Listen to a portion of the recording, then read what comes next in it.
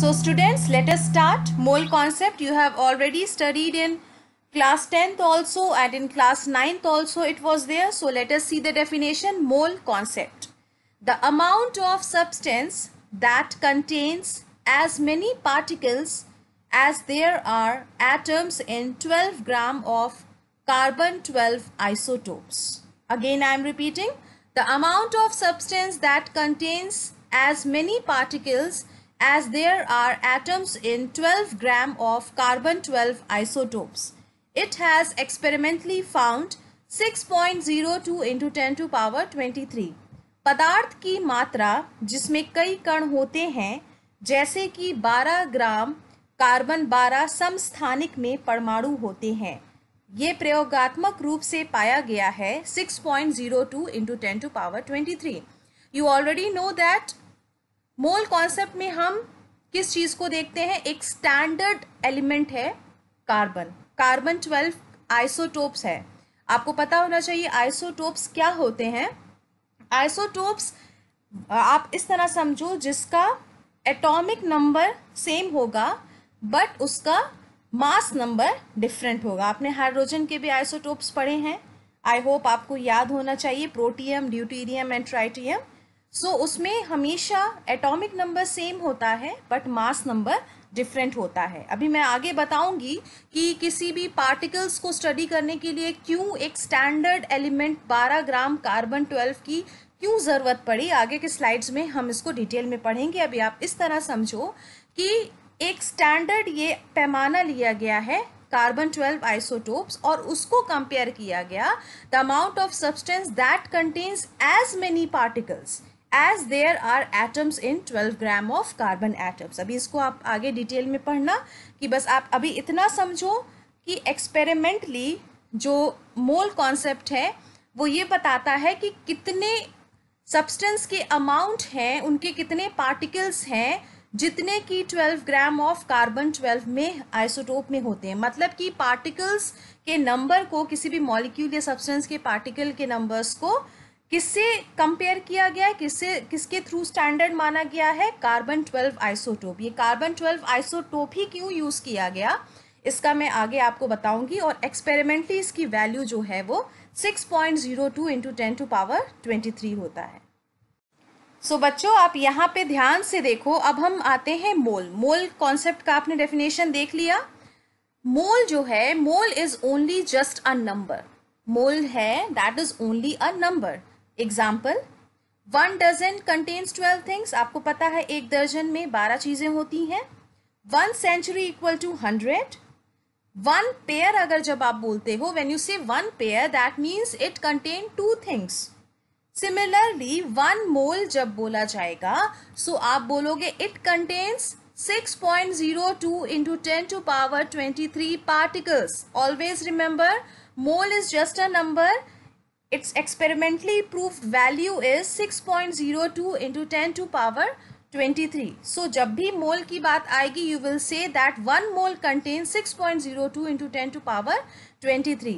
और मोल को समझने के लिए अभी आप आगे पढ़ेंगे कि क्यों कार्बन 12 के आइसोटोप्स को हमने स्टैंडर्ड लिया और हम क्यों कार्बन 12 के आइसोटोप्स को कंपेयर करेंगे, उसको स्टैंडर्ड मानेंगे कि कितने कोई भी पर्टिकुलर सब्सटेंस में कितने पार्टिकल्स होंगे जितने कि कार्बन 12 के आइसोटोप्स में हैं. So students let us see that why carbon 12 isotope is used. क्यों कोई और एलिमेंट के आइसोटोप को क्यों नहीं यूज किया, आखिर क्या वजह थी? See again I am repeating, isotopes means जिसके एटॉमिक नंबर सेम हो बट मास नंबर डिफरेंट हो. So let us see that why carbon का 12 आइसोटोप ही यूज किया गया. क्यों और कोई एलिमेंट क्यों नहीं यूज किया गया as a standard element to study the mole concept? The reason is that, the first reason is that we use carbon 12 isotopes because it is the most abundant among all the 3 isotopes of carbon. जैसे कि आपने hydrogen के 3 isotopes पढ़े थे, you know, protium, deuterium and tritium. Similarly carbon के भी 3 isotopes exist करते हैं, 12, 13 एंड 14. तो सबसे ज्यादा अमाउंट में जो पाया जाने वाला आइसोटोप है कार्बन का, that is the carbon 12. So it is the first important thing that why carbon isotope is used and why 13 and 14 is not used, because it is the most abundant among the all the three isotopes. And the second, the main thing is that कि why carbon element के ही isotope को use किया गया mole concept को study करने के लिए, because carbon is present in almost all the things and is basic component of living organism. It is very important. Carbon आपको पता है कि almost हर चीज़ों में कार्बन पाया जाता है और it is the basic component, ये essential component होता है living organisms का. That's why carbon isotope is used to study about the mole concept. So let us see, जैसे मैंने बताया कि mole जो है it's just a number. Mole is just a number. So you can see mole, it is the number of particles. मोल क्या होता है? Number of particles होता है और वो नंबर ऑफ पार्टिकल्स कितना होता है एक्सपेरिमेंटली जो प्रूव्ड है, that is 6.02 into 10 to power 23 particles. ये पार्टिकल्स या तो आयंस के हो सकते हैं या एटम्स के हो सकते हैं या मॉलिक्यूल के भी हो सकते हैं. So mole is just a number of particles and the number of particles are 6.02 into 10 to power 23. That is also called as Avogadro number and subscript A. ये आपने पढ़ा है. So जब भी आपको ये बोला जाए what is mole? So mole is just the number of particles and the number of particles is always equal to 6.02 into 10 to power 23 particles. The particles can be ions, atoms और molecules. ये ions भी हो सकते हैं, atoms भी हो सकते हैं और मॉलिक्यूल भी हो सकते हैं. और ये जो एवोगैड्रो नंबर है या मोल कॉन्सेप्ट का जो पर्टिकुलर फिक्स्ड नंबर है, that was experimentally proved. So you can see here in the box 1 mole equal to 6.02 into 10 to power 23 particles and these particles can be ions, atoms और molecules. So students, आपने previous slide में देखा था कि जो मोल है that are just the number of particles and the number of particles will always be equal to Avogadro number, that is 6.02 into 10 to power 23. That particle can be ion, that can be molecule or that can be atom also. So 1 mole of sodium ion will contain how many ions?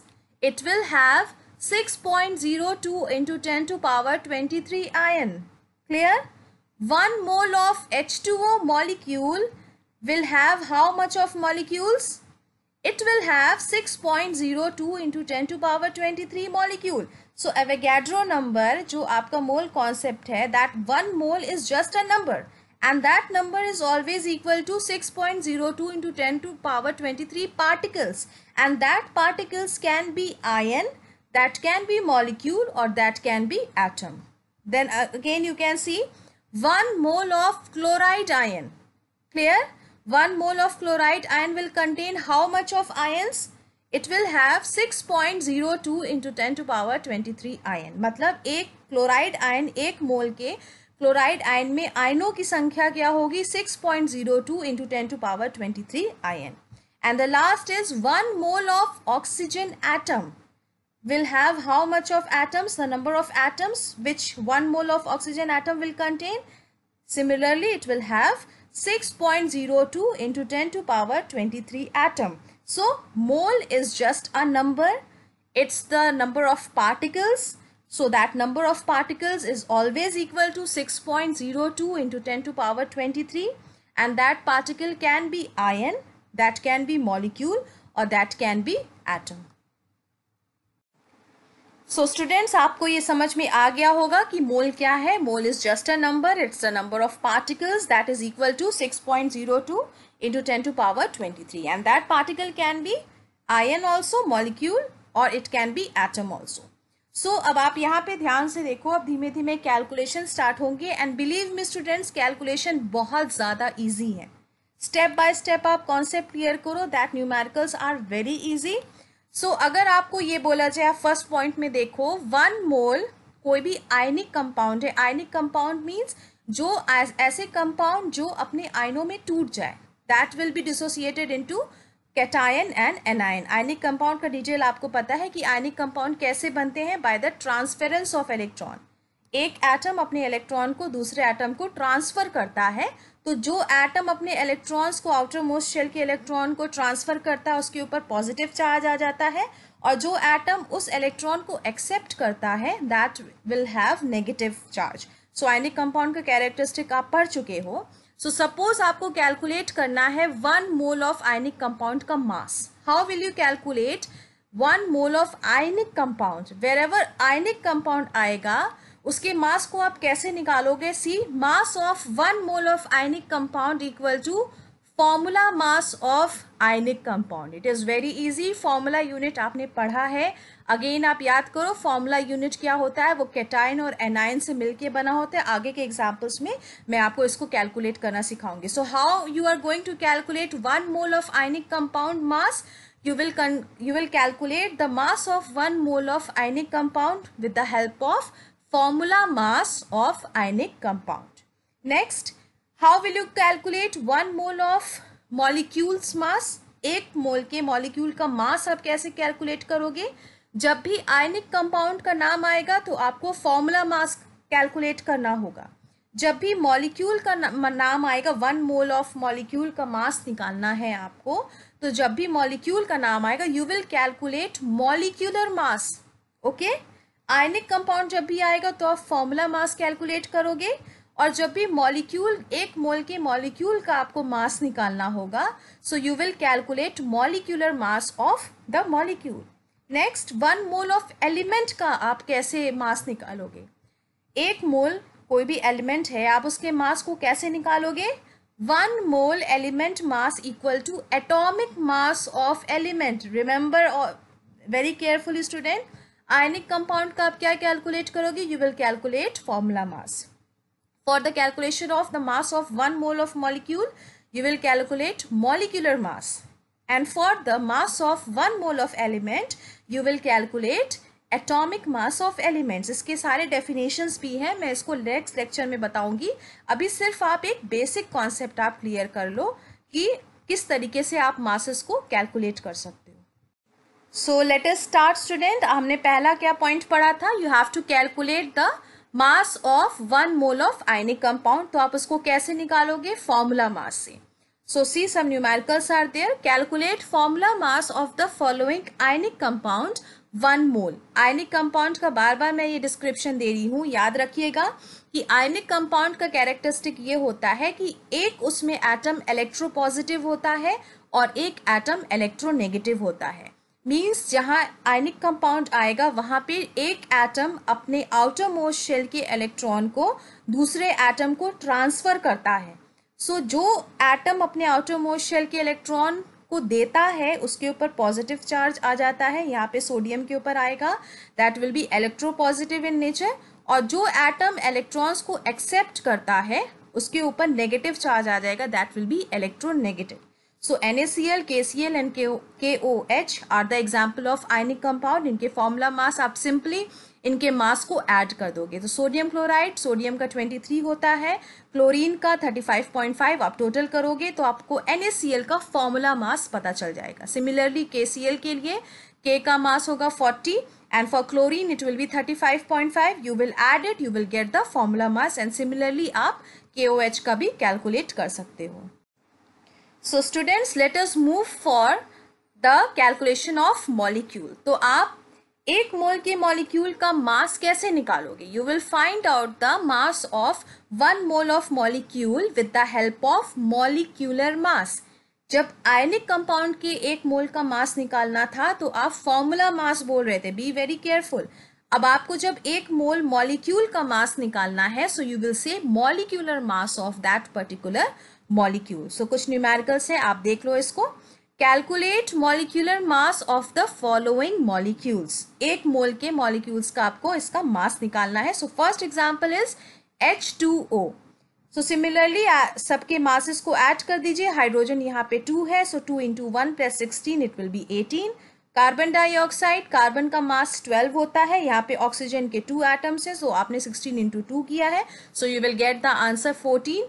And the last is ammonia.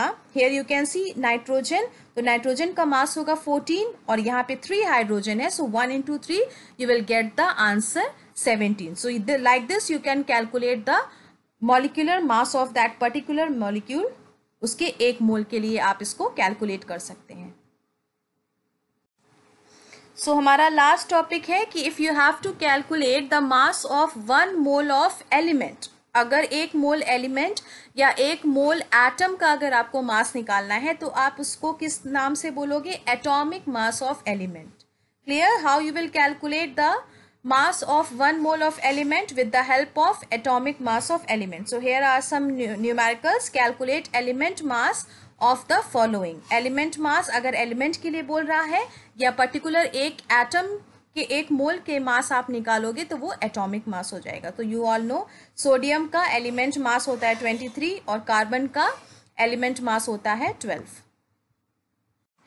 तो बच्चों I hope आपको mole concept अब समझ में आ गया होगा। Basic चीज़ें हैं, आप इसके न्यूमेरिकल्स में करवाऊंगी। तो एप्लीकेशन ऑफ मोल कॉन्सेप्ट का अभी सिर्फ मैं आपको फॉर्मूला बता रही हूँ। नेक्स्ट जब लेक्चर आएगा तो इसका न्यूमेरिकल्स हम सॉल्व करेंगे। So application of mole concept, how will you calculate mass of 1 atom? The formulas are very important, don't get confused. Calculate mass of 1 atom equal to atomic mass upon 6.02 into 10 to power 23. Second formula, calculate mass of 1 molecule. How will you calculate the mass of 1 molecule? The formula is molecular mass upon 6.02 into 10 to power 23. The third formula is calculate number of atom in a given mass of the element. Calculate number of atom in the given mass of the element. अगर इस type का question आएगा तो कौन सा आप formula use करोगे? Mass of element multiply by 6.02 into 10 to power 23 divided by gram atomic mass. So ये सारे फॉर्मूलाज हैं, इसको बस आप अभी समझिएगा, याद करिएगा। नेक्स्ट लेक्चर में इसका मैं आपको न्यूमेरिकल्स लगवाऊंगी। The fourth formula is calculate number of molecules in a given mass of substance. Calculate number of molecules in a given mass of substance. इसके लिए कौन सा फॉर्मूला यूज करेंगे? mass of substance into 6.02 into 10 to power 23 divided by molecular mass. आपने आज molecular mass सीखा, atomic mass सीखा, element mass सीखा और formula mass सीखा। कैसे कैलकुलेट करेंगे? अब आगे जो मोल कॉन्सेप्ट का एप्लीकेशन है I will teach you in the next lecture. So thank you so much students. जो भी मैंने न्यूमेरिकल्स लगवाए हैं, जो भी मैंने सवाल करवाया है, उसको सिस्टमैटिकली, चाहे आप हिंदी मीडियम के हों या इंग्लिश मीडियम के हों, उसको आप अपनी कॉपीज़ में लिख लीजिएगा। और आपको जो भी प्रॉब्लम है, कोई कन्फ्यूजन है, तो आप उसको कमेंट सेक्शन में ज़रूर मेंशन करिएगा। God bless you all. Thank you so much.